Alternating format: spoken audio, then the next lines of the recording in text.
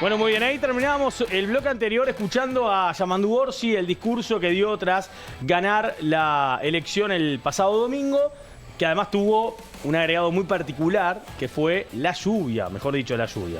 El tormentón que se vino después, ¿no? En esa zona, con hasta tormenta eléctrica, con un diluvio por momentos, llovía muy fuerte, torrencial, cuando se va Yamandu Orsi del hotel. Una similitud en cuanto a aquella noche, ¿no? Del 2014, perdón, de 2014 no, de 2009, cuando gana José Mujica. Y también diluviaba, ¿no? En la misma zona, ¿eh? En la misma zona, NH Columbia. ¿Se acuerdan? Éramos niños, Nico. 9 años. ¿Quién? En 2009 tenía yo. Me acuerdo, pero lo vi por la tele. Yo ya trabajaba. ¿Qué te parece? Ahí está la diferencia, ¿no? Una tormenta de votos. 93.000 votos más tuvo el Frente Amplio que la coalición. Terminaron recién de contar. El escrutinio, sí. El escrutinio, así que nada. No 93.000 termina, bien. ¿El Frente Amplio llega a 51% más o menos? ¿Está ahí o no? Una cosa así. El escrutinio, ¿no? Sí, creo que sí, ¿no? Creo que termina subiendo un poquito el porcentaje. La diferencia es de 2 puntos. 49,8. 49,8 fue el del domingo de noche. Claro, estamos hablando del de ahora, Gonzalo. El de ahora, el nuevo. El escrutinio No que acaba de terminar corte electoral hace un ratito. A eso está buscando. Bueno, No, muy lo bien. tengo acá, es de ahora. Vamos a otros temas que pasaron a lo largo de la semana. Y acá tenemos que empezar por esta transición que ya se instala ayer con esta reunión entre los presidentes, ya podemos decirlo de alguna manera, el actual y el futuro. Una reunión de 1 hora en la torre ejecutiva, en el piso 11, mano a mano entre la calle Pou y Yamandu Orsi, donde hay algunos acuerdos respecto a temas que el gobierno nacional va a terminar de gestionar en su administración y que pretende que se continúen en la próxima.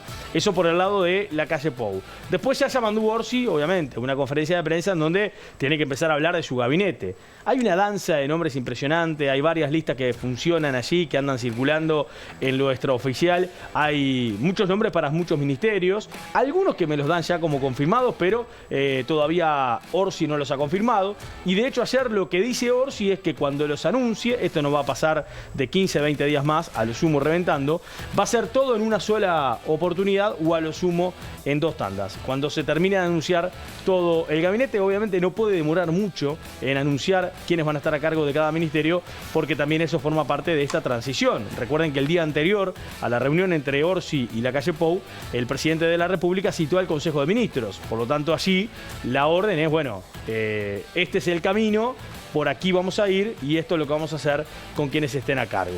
Alejandro Sánchez y Jorge Díaz, las 2 representaciones políticas del Frente Amplio para esta transición, y los actuales secretario y prosecretaria de la presidencia, hablamos de Rodrigo Ferrés y de Mariana Cabrera respectivamente. Pero vamos a repasar la imagen y el momento del día de ayer. La calle Pou y Orsi juntos en el piso 11.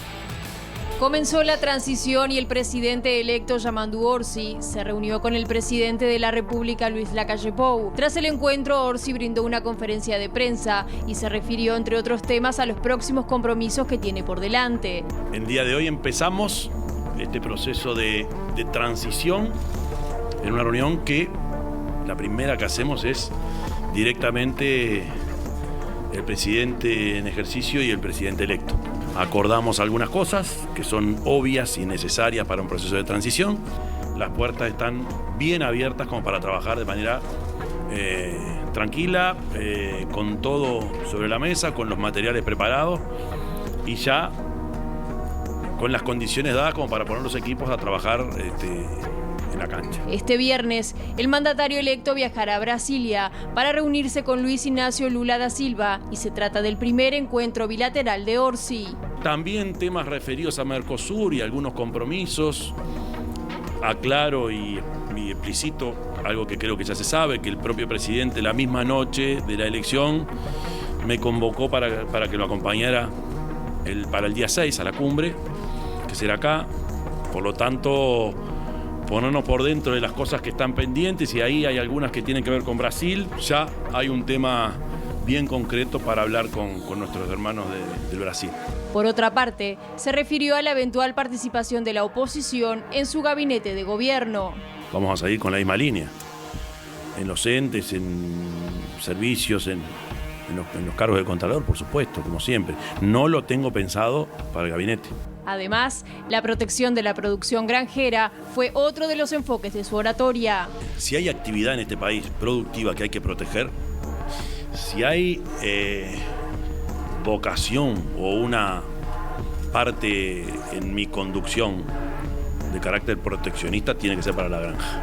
El resto tiene sus reglas y en una economía abierta tenemos que ir de acuerdo a lo que el mundo nos convoca, pero en tema granja, para mí es la única actividad que necesita una protección especial como ninguna otra.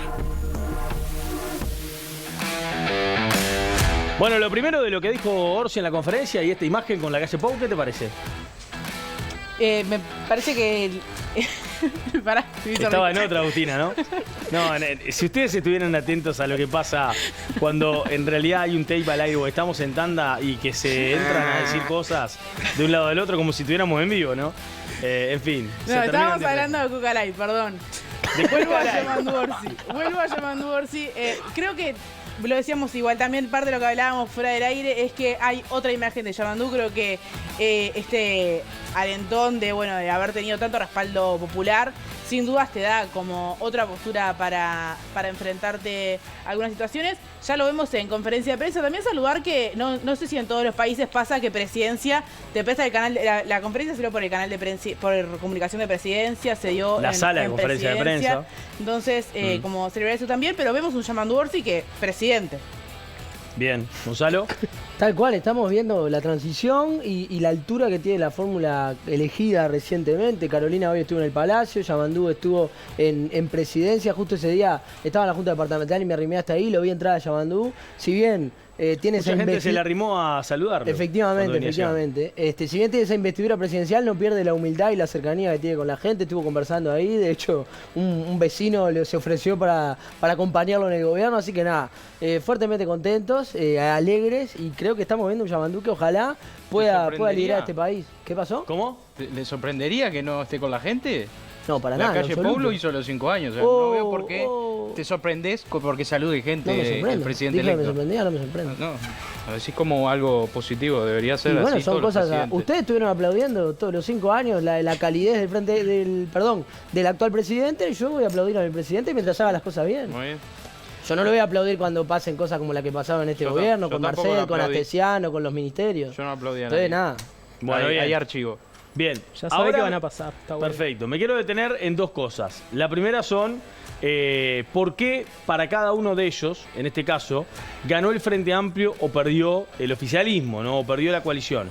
Y después me voy a detener con Gonzalo primero sobre la interna del Partido Nacional y los roces que hubieron en estos últimos días. Empiezo por las preguntas.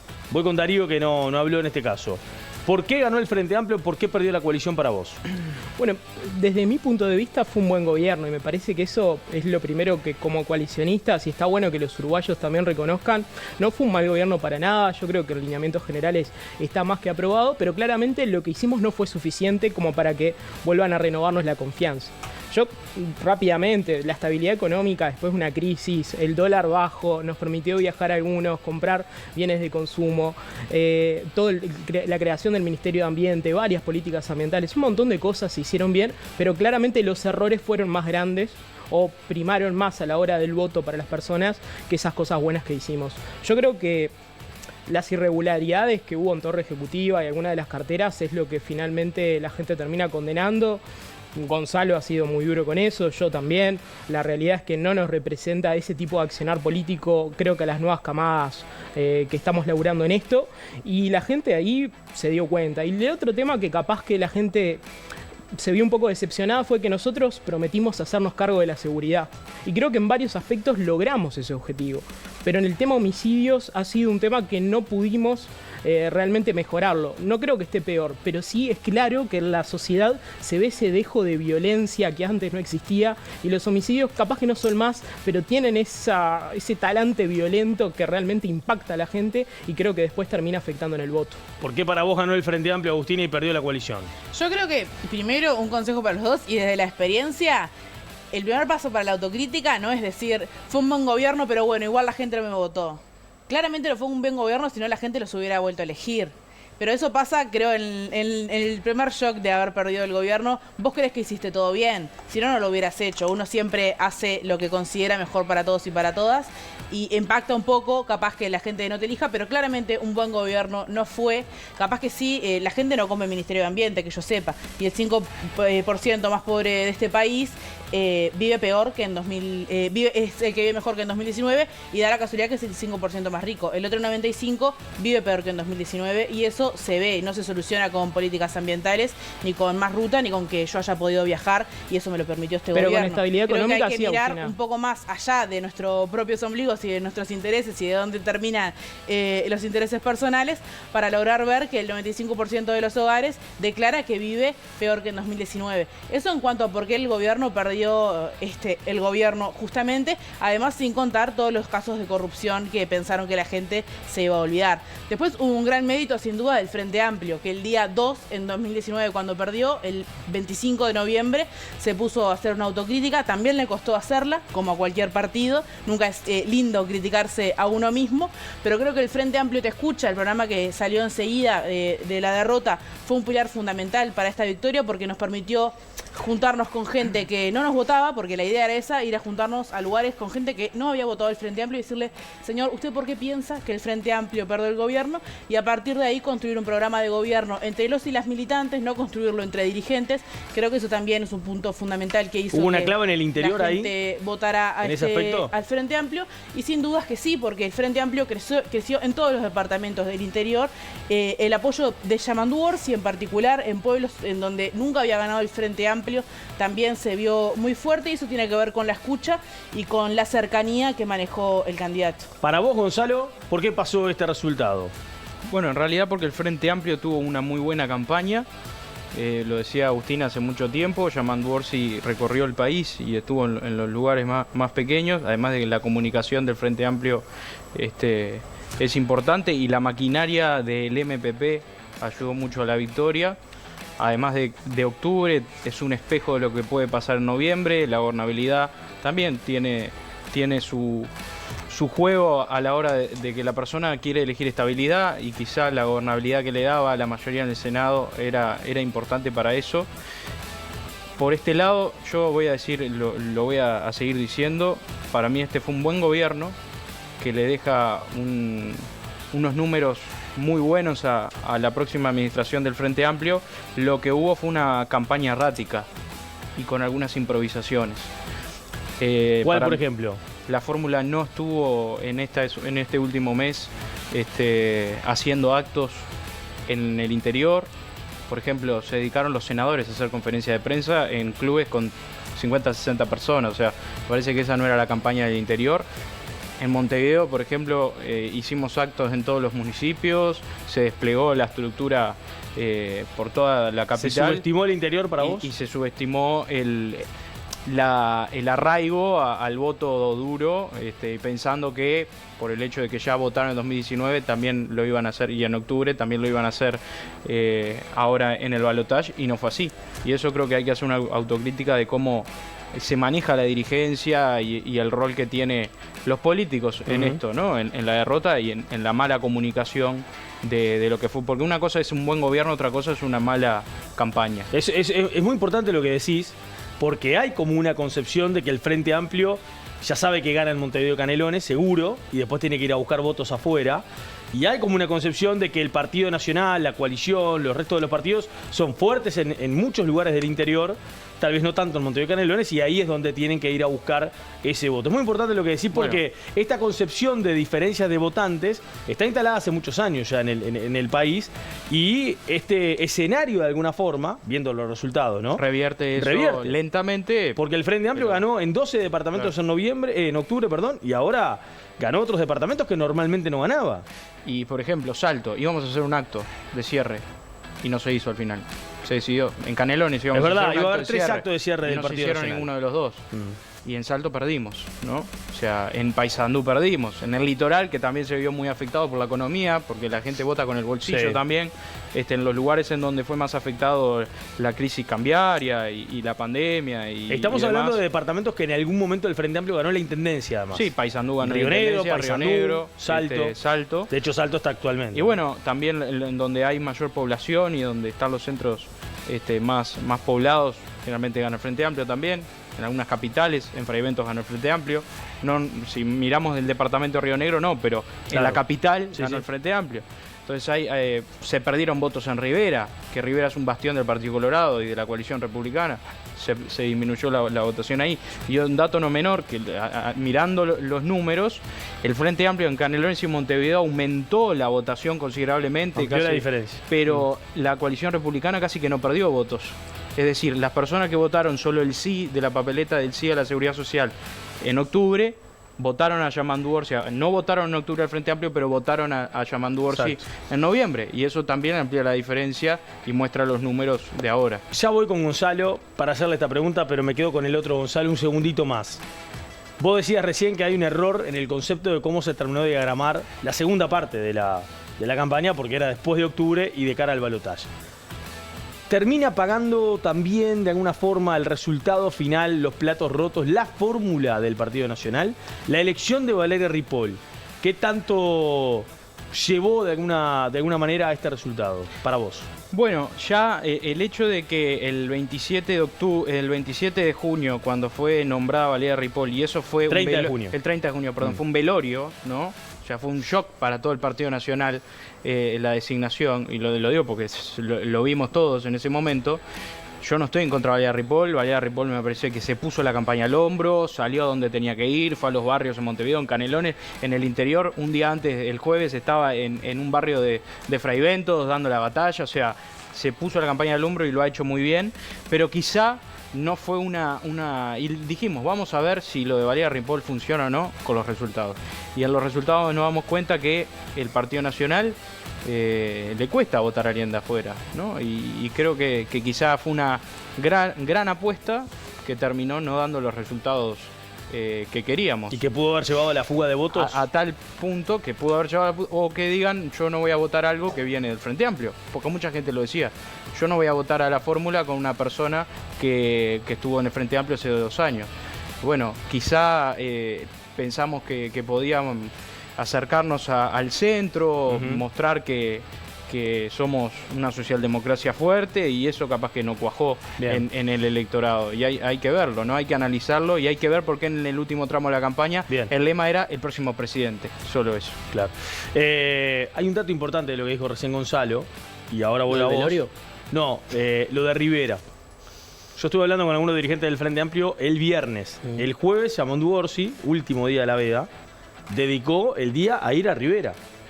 Y en un acto, en un club al mediodía, ese club estaba lleno de dirigentes nacionalistas y colorados de Rivera que iban a sumar votos a la fórmula del Frente Amplio, en este caso para el balotaje. Ese día, en la noche, yo hablo con una persona llegada al comando de Yamandú Orsi y me dice, estamos muy confiados para el domingo porque lo que vi hoy en Rivera me llamó mucho la atención. Era mucha gente del Partido Nacional y del Partido Colorado que iban a brindar el voto a Yamandú Orsi y a Carolina Cosé. De alguna forma, si uno hace un balance, recién decía Gonzalo, no hizo un acto la fórmula del Partido Nacional en el interior. El Frente Amplio tampoco hizo actos en el interior. No recuerdo un acto de Cosé y Orsi juntos en el interior, en la segunda parte, no te estoy hablando, ¿no? Entre octubre Sí, pero y noviembre no hubo actos la tampoco de fórmula ellos. no estuvo tan presente. Sí estuvo Delgado. Sí, claro. Perdón, Delgado no, perdón. De Orsi. Sí estuvo Claro, por Orsi eso. haciendo recorridas y haciendo actos él solo. Sí, Orsi. A diferencia de Delgado, tal vez, ¿no? Me escondí, Por lo menos cosa. lo que me tocó cubrir. Gonzalo, tu conclusión de por qué ganó el Frente Amplio y perdió la coalición. Empiezo por lo segundo. Sí. Se han escuchado múltiples análisis y yo me quedo por lo menos con 2 cosas. La campaña de reelegir un buen gobierno, no sé si permeó en la gente con para mí 2 datos que tiene este gobierno que son negativos y que para mí, o por lo menos lo que me pasó en Colonia, que es donde conversé con mucha gente, se quedaba con 2 grandes datos, o en realidad también conversando con ellos encontrábamos un montón de razones que van, un lado por la falta de diálogo que tuvo este último gobierno. en la LUC, en la seguridad, en la sequía y en la pandemia, no se aceptó la opinión del Frente Amplio, se lo dejó afuera de las discusiones. Entonces creo que ahí, después querer entrar en el ensayo de una figura dialoguista como querían imponerle a Delgado, no se logra consolidar si en los 5 años hiciste esta otra cosa. Y por el otro lado, la falta de transparencia y el hilo de corrupción que se vio en la baja de ministros, ¿no? Y yo tenía acá anotado, Ernesto Talvi se fue al principio diciendo la política no es para mí, dejando un hilo de suspicacia de qué podía hacer lo que había ahí adentro. Y después nos enteramos con la ida de Francisco Bustillo, Luis Alberto Heber y Guillermo Maciel vinculados con el caso Marcet, Germán Cardoso haciendo una venta con compras, con líos en compras desde el Ministerio de Turismo cuando era pandemia y no venía. Entonces yo creo que ahí sigo Irene Moreira, Carolina H., Pablo Bartol, Carlos María Uriarte, que creo que consolidan algo que no es un buen gobierno, creo que consolidan lo contrario y ahí me parece que tiene que estar el trabajo que hará. Obviamente no se lo voy a mandar yo a la actual oposición, a la coalición, por donde tiene que ir la autocrítica, pero es claro que la victoria tiene muchos padres y la derrota por lo general es huérfana, y ahí tendrá que hacer la autocrítica la coalición, que por el lado del Frente Amplio hace 5 años le tocó perder y le tocó hacer una reflexión y un trabajo con el FAT Escucha, como bien decía Agustina, de encontrarse con un montón de departamentos y con un montón de gente, donde eso creo que hizo también que en las nacionales de 2019 el Frente Amplio tuvo más votos que el Partido Nacional, 250.000 más, y ahora tuvo 400.000 más en la primera vuelta. Y bueno, creo que eso por ahí va uno de los grandes fuertes. Yamandú tiene un 70% de aprobación en su gestión en Canelones, eso no estaba del lado de la oposición, en realidad de la fórmula de Delgado y de Ripoll. Lo mismo pasa con un Frente Amplio fuerte, con un Frente Amplio armado, con un Frente Amplio en territorio desplegado y militando. Y bueno, creo que la gestión del FA en términos y liderada también por Fernando Pereira también me deja muy contento a mí, y la mención para él de que creo que es uno de los victoriosos de esta campaña por liderar al Frente Amplio durante estos 5 años de oposición. Bien. Que es el deber que le queda a la coalición. Y lo último, me quedo con un dato. Los jóvenes votaron al Frente Amplio en su mayoría y eso es un dato esperanzador, además de los departamentos en los que ganó el Frente Amplio del balotaje. Así que, nada, creo que esas son las razones por las cuales pierde la coalición y gana el Frente Amplio. Bien, Agustina, ¿quería agregar algo más? A mí me había quedado algo y me vino a la mente en esta conversación de los dirigentes del interior del país. Creo que desde la dirigencia en Montevideo, y no sé si eso escapa al Frente Amplio, al menos en esta campaña sí escapó y fue propiedad únicamente del gobierno, que fue ningunear a los dirigentes del interior del país. Acá en este programa se los trató de nigmios, creo que fue Gonzalo. El candidato Andrés Ojeda dijo que los tenía que googlear a los que se mudaban, a los que les prestaban el voto a Yamandú Orsi, y eso capaz que acá en Montevideo no tiene tanta repercusión, pero en el interior del país, cuando tu referente lo ningunean y dice no, lo tengo que googlear porque no es el que anda acá haciendo lobby todo el día, duele y hace que tu apoyo vaya hacia la fuerza contraria. Le pasó, ningunearon al interior, se pensaron que los iban a seguir para siempre, tuvieron el tupé de faltarles el respeto y eso se vio y eligieron a Yamandú Orsi. Bien. Bueno, en un ratito le vamos a mostrar el escrutinio final, en el último bloque, porque terminó la Corte Electoral de hacer el conteo de todos los votos y le vamos a marcar la diferencia que hubo entre uno y otro. Antes de irme a la pausa, una nueva pregunta que tiene que ver en este caso con los integrantes de la coalición. Las declaraciones de Manini Ríos, de Perrone, ¿no? De Perrone, en realidad, de Cabildo Abierto, diciendo, bueno, yo me siento que capaz que la coalición a nivel de Parlamento ya no tiene sentido y creo que puedo tener más cercanías con el Frente Amplio con respecto a algunas de las propuestas que ha manejado. Eso dijo Perrone de Cabildo Abierto. Manini Ríos se reunió con Mujica. Hoy hablaron de algunos temas, así también hay como una especie de negociación. Manini Ríos ya había dicho de alguna forma, antes de la elección, que si llegaba a perder la coalición, había que analizar si en realidad tenía sentido seguir teniendo una coalición, en este caso, para la representación del Parlamento. Ojeda fue totalmente por lo contrario. Ojeda dijo hay que mantener esto y hay que hacer una fuerte oposición como coalición a nivel parlamentario. El Frente Amplio, estratégicamente para ustedes, gana la elección y empieza inmediatamente a tener vínculos con dirigentes políticos. Me decían hoy que Orsi tiene una cantidad de llamados para tener reuniones y muchos son de integrantes de la coalición. Entonces, hay como un camino en el que el Frente Amplio empieza a allanar, es más que nada la diferencia en diputados, ¿no? Donde en realidad tiene minoría, no tiene mayoría, pero tampoco la coalición tiene mayoría. Entonces, empiezan a allanar ese camino del que tanto se habló en la negociación del Parlamento. Darío, vos primero. Sí, es tal cual como tú decís. A ver, en términos jurídicos, que me sale el rol de abogado, el Frente Amplio no tiene mayoría parlamentaria, eso es bien claro. Sí tiene una mayoría en el Senado, pero no están en diputados. ¿Qué es lo que conlleva? Bueno, tienen que ir a buscar diferentes sectores para lograr esas mayorías y llevar esos proyectos. Cualquiera que sabe cómo se fundó Cabildo Abierto sabe que hay un vínculo entre José Mujica y Guido Manini, y bueno, en su momento con Huidobro también, y otras personas más. A mí personalmente no me llama la atención.